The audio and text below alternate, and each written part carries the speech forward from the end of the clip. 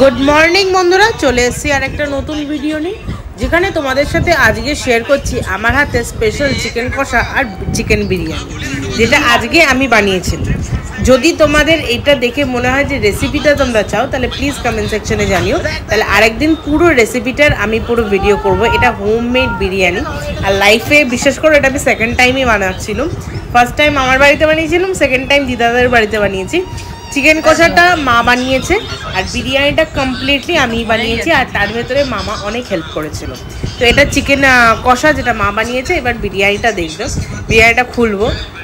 বিরিয়ানির পুরো ভিডিও আমি দিইনি, কি ইনগ্রিডিয়েন্টস সেটাও আমি এখন বলছি না। যদি তোমাদের টেম্পটিং খুব মানে ভালো লাগে, প্লিজ তাহলে আমাকে জানিও, তাহলে আমি তোমাকে এই বিরিয়ানির রেসিপির জন্য একটা ভিডিও স্পেশালি শেয়ার করব। ওপর দিয়ে এইটুকু ঘি দিচ্ছি, এটা ভেবো না যে এইটুকুই দিচ্ছি, টোটাল একটা পুরো টিউতের মানে অলরেডি আমি ইউজ করে ফেলেছি, তোমরা দেখলেই বুঝবে।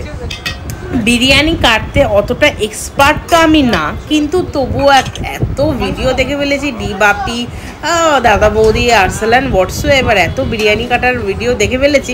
ওর জন্য আমিও একটা থালা নিয়ে চলে এসেছি বিরিয়ানি কাটতে। বেশ অনেকটা করেছিলাম, দাউদ চালে করেছিলাম, 1 কেজি দাউদ চালের এই পুরো বিরিয়ানিটা আমি করেছিলাম। আর চিকেন আমি নিয়েছিলাম 3.5 কেজি, কেননা ভাতেও চিকেন আছে প্লাস গ্রেভিতেও চিকেন আছে।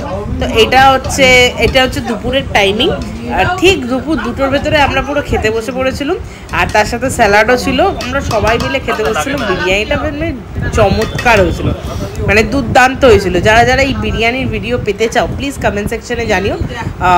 আমি নিশ্চয়ই এই ভিডিওটাও তোমাদের সাথে শেয়ার করব, আপলোড করব। আর চালটা একদম যেরকমটা দেখতে পাচ্ছ ঝুরঝুরে ছিল, গলেনি, প্লাস মশলাদার চাল ছিল, যেরকমটা আমরা এক্সপেক্ট করি। রাস্তায় তো আমরা সবাই খাই, কিন্তু বাড়িতে বানিয়ে নিয়ার অ্যান্ড ডিয়ার ওয়ান্সদের সাথে খাওয়াটাই একটা বিশাল ব্যাপার। তো ভিডিওটা অ্যাজ ইউজুয়ালি মামা করছিল, আর বিরিয়ানি কাটিংটা আমি করছিলাম, কারণ ও সবাই বলেছে যেহেতু তুমি বানিয়েছো তো তোমাকে করতে হবে। তো ভেতরের আলুটাও এত সুন্দরভাবে সিদ্ধ হয়েছিল, কিন্তু মেটেরিয়াল খুব ভালো সব ইউজ করা, যেমন এভারেস্টের কেশর লেগেছে, মশলা লেগেছে, ঘি লেগেছে, আরও অনেক কিছুই বিরিয়ানিতে লেগেছে।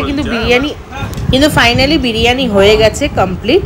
তো যাদের যাদের ভিডিওটা ভালো লাগছে, প্লিজ একটা লাইক কমেন্ট শেয়ার করতে ভুলো না, চ্যানেলটাকে সাবস্ক্রাইব করো। তো চলো দেখা হবে আর একটা অন্য কোনো ফ্রেশ ভিডিও নিয়ে। Bye bye.